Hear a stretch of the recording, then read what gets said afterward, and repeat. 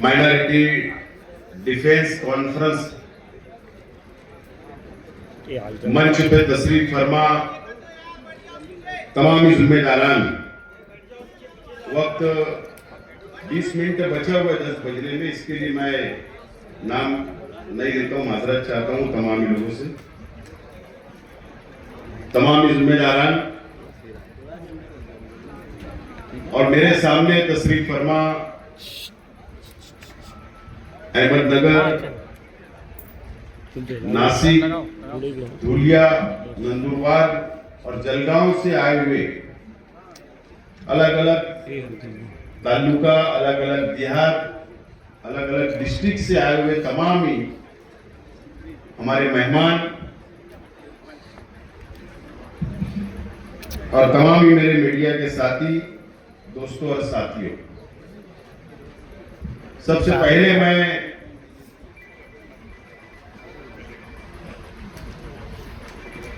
आज की कॉन्फ्रेंस में 4 बजे से मुसलसल जो हमारे स्पीकर हैं अलग अलग टॉपिक पर, अलग अलग मसाइल के ऊपर अपना वक्त दिया, आपको मुकम्मल मालूमात दी और अपना वक्त निकालकर पूना, मुंबई, औरंगाबाद, जलगांव, अहमदनगर, तमाम ही अलग अलग इलाकों से यहां पर आए, अपना वक्त दिया। मैं आप तमाम ही लोगों का बहुत बहुत शुक्रिया अदा करता हूं और तमाम ही मेरे सामने मौजूद जो 5 जिले से आप लोग आए, अपना वक्त, अपना माल लगाकर आप लोग यहां पर आए और मुसलसल 6 घंटे से आप लोग यहां पर बैठे हैं। मैं माइनॉरिटी डिफेंस कमेटी की जानिब से, अहलियान मालेगांव शहर की जानिब से आप लोगों का शुक्रिया अदा करता हूं और माइनॉरिटी डिफेंस कमेटी के तमाम ही हमारे अराकीन जो तकरीबन 1.5 महीने से इस कॉन्फ्रेंस को कामयाब बनाने के लिए मेहनत की, जद्दोजहद की और दावतनामा लेकर अलग अलग जिले में गए, अलग अलग तालुके में गए, अलग अलग देहात में गए और मेहनत की, मैं उन तमाम ही साथियों का भी बहुत बहुत शुक्रिया अदा करता हूं। दोस्तों और साथियों, तमाम ही मुकर्रिर हजरात ने आपको मुकम्मल और तफसील बात आपके सामने रखी है, मैं उसको रिपीट नहीं करना चाहूंगा, लेकिन आप लोगों को मुबारकबाद देता हूं कि आप लोग, हमको नहीं लगता था, मुझको 5 बजे तक भी नहीं लग रहा था कि कॉन्फ्रेंस कामयाब होगी। आप लोग इतने बेदार हो गए, लेकिन अल्लाह का करम है, आप लोग जो बेदार हुए हैं, आपको वक्फ बोर्ड का जो बिल आया है, काला कानून आया है, आप उसको समझ चुके हैं, इसलिए आप बेदार हैं, आपको फिक्र है। और आज हम यहां पर सर जड़ पर बैठे, आप लोगों को मालूमात दी गई, आप लोग यहां से मालूमात लेकर जाएंगे। मैं आपसे वादा करता हूं, आप लोगों को यकीन दिलाता हूं माइनॉरिटी डिफेंस कमेटी की जानिब से कि कॉन्फ्रेंस खत्म हो जाएगी। हमारे कई साथियों ने कहा कि ऐसा ना हो कि ये आज कॉन्फ्रेंस खत्म हो जाएगी, उसके बाद ये सिलसिला बंद हो जाएगा। मैं हम तमाम ही जिम्मेदारान को भी यकीन दिलाता हूं, आप लोगों को भी यकीन दिलाता हूं कि यहां से जाने के बाद, चाहे वो 5 जिले के हो आप लोग या महाराष्ट्र के, जिन लोगों के मस्जिद के मसाइल हो, मदरसे का मसला हो, दरगाह का हो, खानका का हो, कब्रिस्तान का हो, ईदगाह का हो, या वक्फ की हमारी प्रॉपर्टी का मसला हो, अगर आपको लगता है कि हमारी मदद लेना है तो आप आधी रात को हम लोगों को याद करो। हम आपके ताना बताना, आपके मसाइल हल करने के लिए आपके गांव तक, आपके शहर तक इंशाअल्लाह जरूर आएंगे, ये यकीन हम लोग आपको। मुझे पता है कि वक्फ बोर्ड के ऑफिस में जब आप लोग जाते हैं, सब थक चुके हैं, कई यहां पर बैठे कई साथी होंगे, सिर्फ वहां जाना है, तारीख लेना है, आना है, कोई काम वहां पर नहीं होता। लेकिन मैं आपको यकीन दिलाता हूं कि हम लोग सियासी लोग हैं, समाजी लोग हैं, और आप लोगों से जो काम आप नहीं ले सकते हो वो काम हम बहुत अच्छी तरीके से ले सकते हैं। ये बात आप नोट कर लो। जरूरत पड़ने भी तो हमारा काम अगर अंदर के ऑफिस में नहीं हुआ तो हम गेट पे बैठ जाने वाले लोग, हम कैसे लोग। तो आपको यकीन दिलाता हूं कि आप लोग जो भी काम लाएंगे हम आपके साथ आइंदा भी खड़े रहेंगे इंशाअल्लाह। आप लोगों का साथ रहा तो हम लोग ये लड़ाई को आगे तक इंशाअल्लाह लड़ते रहेंगे आप लोगों के लिए, इस बात का मैं यकीन दिलाता हूं। आज मुझको ये मंच मिला, मुझे कुछ चंद बातें बोलना है। आज मैं यहां कोई सियासी हैसियत से नहीं खड़ा हुआ, यहां अलग अलग पार्टियों को, अलग अलग विचारधारा को मानने वाले लोग भी मौजूद हैं। लेकिन मैं एक एमएलए रह चुका हूं 5 साल, मेरा अपना तजुर्बा मैं आपके सामने रखना चाहता हूं। मैं 2014 से 2019 तक मैं एमएलए था, उस वक्त भी बीजेपी की सरकार थी, और उस वक्त भी मुसलमानों के मसाइल असेंबली के अंदर उठाने का काम मैंने किया। ये महाराष्ट्र जानता है, मेरा शहर जानता है, और उस वक्त की मैं बात बोल रहा हूं कि वक्फ के ताल्लुक से मैंने असेंबली के अंदर सवाल रिकॉर्ड पर मौजूद है। उस वक्त एकनाथ खड़से साहब माइनॉरिटी के मिनिस्टर थे, बीजेपी की हुकूमत थी, कोई भी मुस्लिम एमएलए, कोई भी मुस्लिम मिनिस्टर उस सरकार में नहीं था। उस वक्त मैंने सवाल किया कि महाराष्ट्र के अंदर वक्फ की कितनी प्रॉपर्टी है, कितने एकड़ है। जवाब आया था, और एकनाथ खड़से साहब ने असेंबली हाउस के अंदर खड़े रहकर कहा था कि महाराष्ट्र के अंदर तकरीबन अंदाज 1 लाख एकड़ मुसलमानों की है, वक्फ की प्रॉपर्टी है, और वो मुसलमानों की प्रॉपर्टी है। ये जवाब माइनॉरिटी मिनिस्टर को उस वक्त था। दूसरा सवाल मेरा था कि अतिक्रमण कितने पे हुआ है, तो दूसरा सवाल का जवाब यह था कि 70,000 एकड़ जमीन के ऊपर अतिक्रमण इस महाराष्ट्र के अंदर। यह रिकॉर्ड की मैं बात बोल रहा हूं, जो महाराष्ट्र के असेंबली के रिकॉर्ड पर मौजूद है। उसके बाद हमने बहस हुई, हमने कहा ये अतिक्रमण कब निकलेगा। उन्होंने कहा कि हम एक वक्फ बोर्ड को फंड देंगे, अधिकारी देंगे, अतिक्रमण निकालेंगे। बातें तो बहुत होती है, लेकिन उस पर अमल नहीं होता, उस पर अमल नहीं होता। माफ करना, मैं कुछ बातें बोलूंगा, हो सकता है किसी को बुरा लगे तो मैं माफी चाहता हूं, लेकिन सच्चाई है कि पिछले 5 साल जो हुकूमत थी, अलग अलग पार्टियों ने हुकूमतें की, मैंने महाराष्ट्र वक्फ बोर्ड ऑफिस के अंदर माहिती अधिकार लगाया, मैंने खुद, और बाबा सिद्दीकी साहब, अल्लाह उनको जन्नत नसीब करे, उन्होंने भी आदमी लगाकर लगाया। हमारी बातचीत हुई मुंबई में, और हमने सवाल पूछा, माहिती अधिकार लगाया कि इन 5 सालों के अंदर महाराष्ट्र वक्फ बोर्ड ने कितने ठहराव मंजूर किए, कितनी तजवीज मंजूर किए, कितनी जमीनें छोड़ी है और कितनी जमीनें नहीं छोड़ी है, आज तक कोई जवाब नहीं आया। आज तक माइकी अधिकार का जवाब नहीं आता। लेकिन मुंबई के एक बड़े उद्योगपति को, मशहूर उद्योगपति को जमीन छोड़ दी जाती है, ऐसी तजवीज पास कर दी जाती है। सवाल यह है, कायदा तो अभी बना, मरकजी हुकूमत ने कानून का भी बनाई, लेकिन उस वक्त वक्फ बोर्ड था, कायदा नहीं बना था। मिनिस्टर मुसलमान,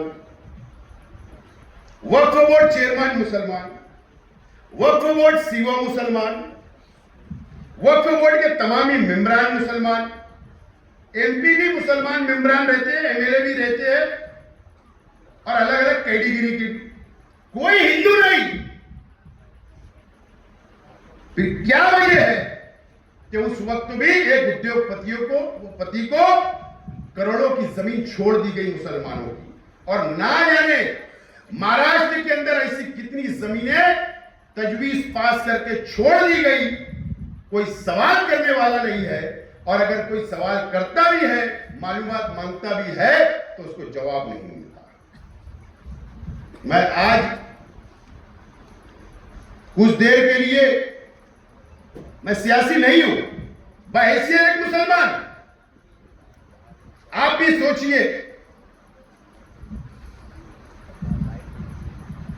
कि हर पार्टी, उस वक्त की बॉडी में महाराष्ट्र की ऐसी कोई भी पार्टी बची हुई नहीं थी जिनका वक्फ बोर्ड के अंदर मेंबर नहीं था। वक्फ बोर्ड के अंदर मेंबर नहीं था, ऐसा नहीं था। हर पार्टी के मेंबर, हर पार्टी के चेयरमैन, अपोजिशन का भी और रूलिंग का भी, एक हम्माम में सब नंगे थे। उसके बावजूद भी तजवीज पास हो जाती और मुसलमानों को धोखा मिलता। तो ठीक है, स्टेज लगते तो अलग अलग बातें होती, दुआई दी जाती मुसलमानों की, एक अलग बात है, लेकिन मुसलमानों को धोखे में रखा जाता है। मैं सिर्फ आपको ये बैकग्राउंड समझाने की कोशिश कर रहा हूं कि हमको धोखे में नहीं आना है। अब तो कायदा बदल गया, कायदा बदल गया। आज हम ये सर जोड़कर बैठे किसके लिए? इसीलिए कि मरकजी हुकूमत ने नया कानून बना दी वक्फ बोर्ड का, इसीलिए बैठे ना।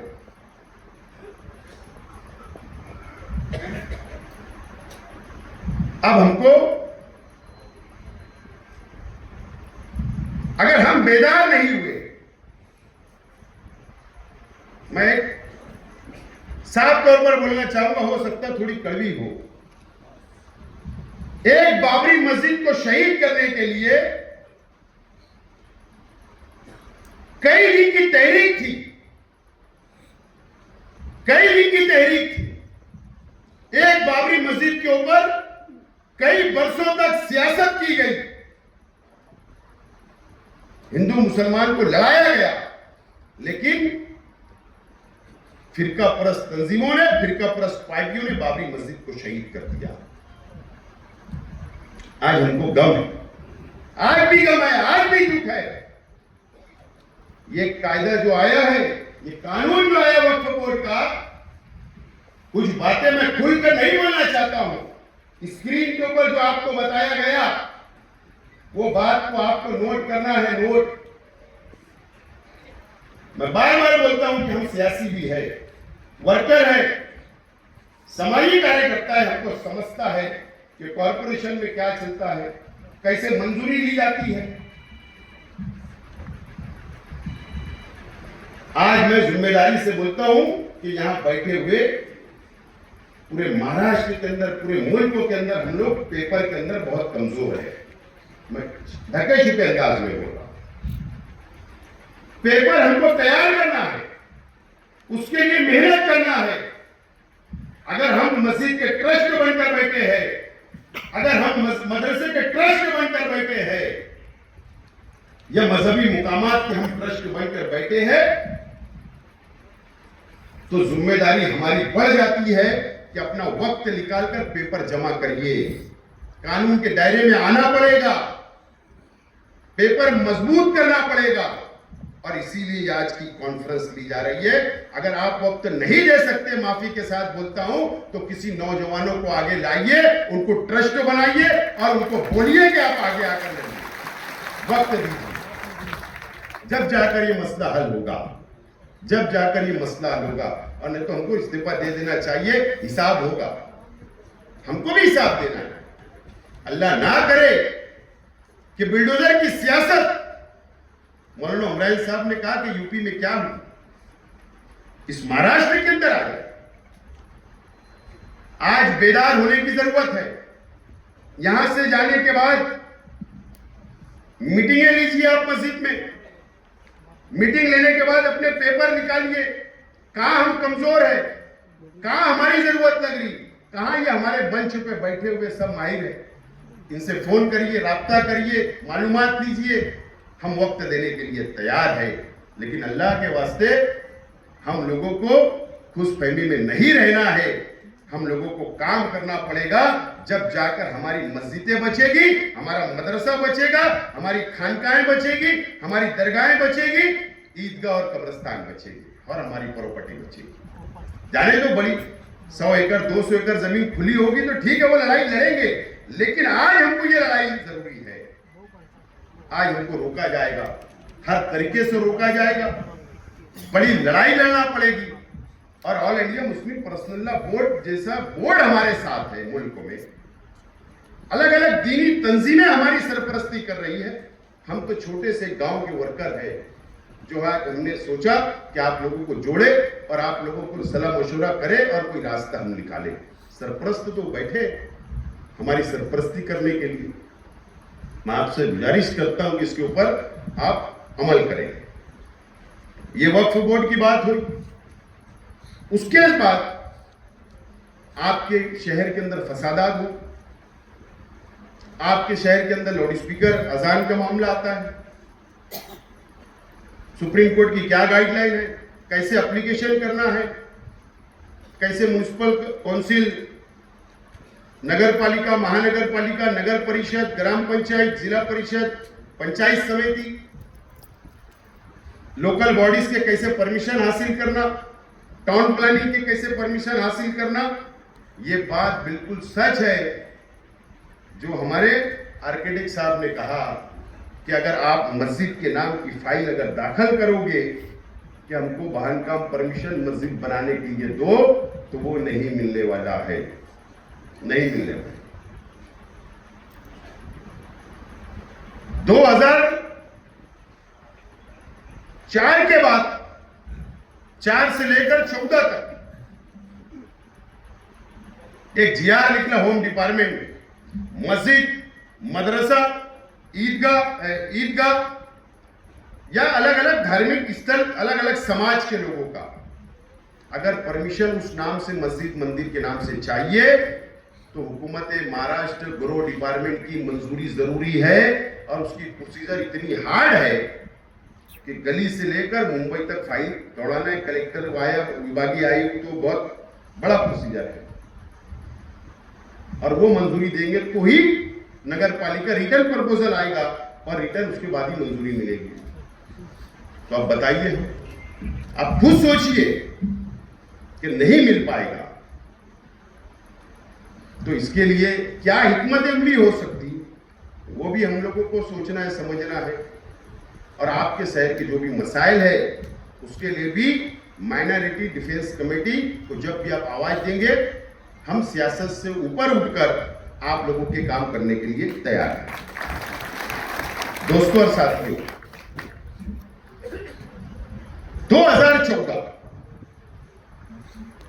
2014 में भारतीय जनता पार्टी की सरकार इस देश के अंदर आई। हम बहुत जल्दी भूल जाते हैं, बहुत जल्द भूल जाते हैं। क्या हुआ 2014 के बाद से, क्या क्या हुआ इस देश के अंदर, ये आप लोग समझ लीजिए।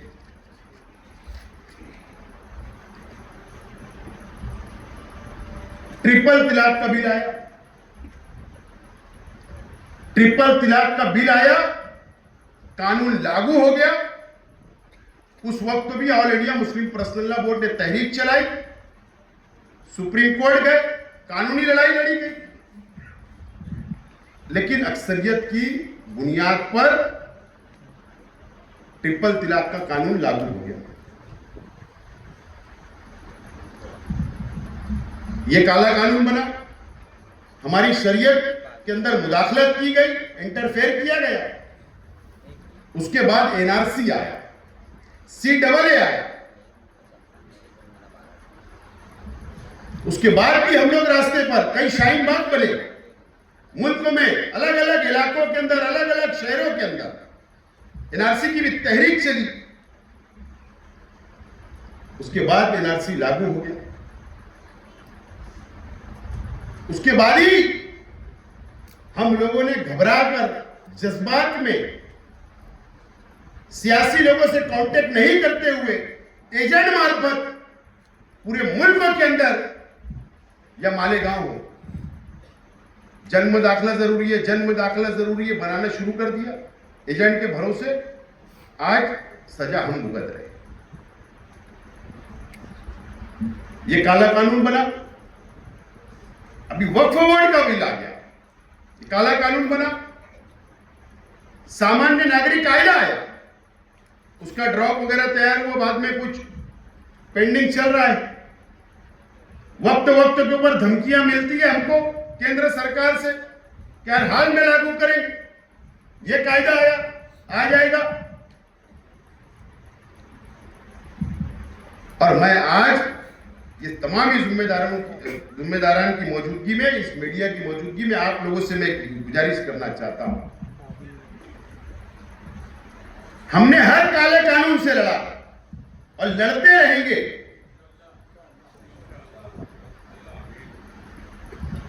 मैं गुजारिश करता हूं कि अगर भारत सरकार अगर जनगणना करा रही है, भारत सरकार ये साल से जनगणना शुरू कर रही है और जातीय न्याय जनगणना कर रही है। मेरी बात नोट करके जाओ, 5 जिले के लोग हैं इसलिए मौका मिला बोल रहा हूं। जातीय न्याय जनगणना करेगी, यानी जो जनगणना अब इस देश के अंदर होगी उसके अंदर एक कॉलम ये भी होगा अपना जात का, अपना मजहब का, ये भी होगा। अब हो सकता है वो जातीय न्याय जनगणना जब होगी तो कौन लोग करते हैं, कौन अपने घर तक आते हैं, या ग्राम पंचायत के लोग आएंगे, या जिला परिषद के लोग आएंगे, या स्कूल के टीचर आएंगे, या गवर्नमेंट के ऑफिसर आएंगे, या कोई एजेंसी के लोग आएंगे। आमतौर पर हमको समझता नहीं, आमतौर पर समझता नहीं कि फॉर्म कैसे भरना। वो आएगा, बैठेगा, कितने आदमी हैं, कितनी औरतें हैं, कितने बच्चे हैं, तुम्हारा धर्म क्या है, तुम्हारा मजहब क्या है, तुम्हारी जात क्या है, सब पूछेगा। आमतौर पर कम पढ़े लिखे लोग 4 का नाम बताएंगे, 2 का नहीं, 1 का नाम बताएंगे, 4 का नहीं, मालूमात कम देंगे। डाटा जब चला जाएगा और हो सकता है उसके बाद ये नया फितना लाए और उसके बाद फिर एनआरसी लागू करें। इसके लिए आज से बेदार होने की जरूरत है। जब वो जातीय न्याय जनगणना आएगी तो एक बेदारी मुहिम चलाना है, नौजवानों की फौज खड़ा करना है गांव-गांव में, देहात के अंदर, शहर शहर के अंदर, और हमारे मुसलमानों की मदद करना पड़ेगी, मदद। और उसके बाद अगर हमने 100% इसके अंदर कामयाबी हासिल कर ली है, मैं मौलाना उमरान साहब से भी गुजारिश करूंगा कि all India personal law board और अलग अलग दीनी तंजीमें के भी जिम्मेदारान है, वो अपने अपने प्लेटफार्म से पूरे मुल्क के अंदर ये तहरीक अभी से चलाए और एक टेप इस देश के अंदर अब ये बात हो ही जाए कि कौन से धर्म के कितने लोग हैं। कम से कम हमको 2 नंबर का शहरी बंद तो कर देंगे बोलना। कम से कम इतना तो होगा जो 2 नंबर का सही हमको साबित करने की कोशिश आज की सरकारें करती है, कम से कम वो बंद हो जाएगा और कौन कितने करोड़ है इस देश के अंदर ये साबित हो जाएगा और हमारी भी आंख खुल जाएगी, हमारी भी सियासी बेदारी आ जाएंगे। हम ये फैसले कर सकते हैं सियासी कि कौन सी हुकूमत को बैठाना है और कौन सी हुकूमत को गिराना है, ये फैसला हम कर सकते हैं। लेकिन उसके लिए अगर शेख आसिफ यहां भाषण करके अगर आपको मशवरा दे रहा है तो ऐसा चलेगा नहीं। शेख आसिफ को भी इसकी शुरुआत अपने घर से करना पड़ेगी और खुद निकलना पड़ेगा। जब ये काम होगा इसकी तैयारी आप आइंदा रखो, ये तैयारी आप लोगों को रखना पड़ेगा। जब जाकर हम हमारी कौम को हम बेदार कर सकते हैं और लड़ सकते हैं। और हम तो मालेगांव शहर के अंदर रहते हैं, रोज एक नई मुसीबत हमारे शहर पर आती है, मुसलमानों पे आती है। हमको तो आदत हो गई है, हमको आदत हो गई है। लेकिन 5 जिला, छोटे छोटे देहात, छोटे छोटे गांव, डरना नहीं है किसी से, मायूस होने की जरूरत नहीं। ये बीजेपी और आरएसएस हमारा कुछ कर नहीं पाएगी, कुछ नहीं कर पाएगी। मैं बोल रहा हूं फिरका परस्त हुकूमत भी नहीं कर पाएगी। सिर्फ हमको कानून का सहारा लेकर चलना है। एक लीगल सेल मजबूत अगर हमने कर लिया तो हम हर लड़ाई से कानून के दायरे के अंदर रहकर ये बीजेपी और आरएसएस से लड़ सकते हैं। मैं जिम्मेदारी से आपको ये बात बोल रहा हूं, हमको तजुर्बा है। और सब ये बीजेपी और आरएसएस की बात सब हिंदू भाई मान लेते, ऐसा नहीं है। अगर आज भी आप वोट परसेंटेज देखेंगे इस देश के अंदर पार्लियामेंट का, तो अपोजिशन को उनसे ज्यादा वोट मिली है। किसने दिया? अरे हमारे हिंदू, मुस्लिम, सिख, ईसाई सब ने दिया। उनसे इत्तेफाक नहीं है, उनकी विचारधारा से इत्तेफाक नहीं है, ना आरएसएस की, ना बीजेपी से, ना फिरका परस्त तंजीमों की। इस मुल्क के अंदर आज भी सेकुलर जहन रखने वालों की करोड़ों के अंदर तादाद है, वो ज्यादा है।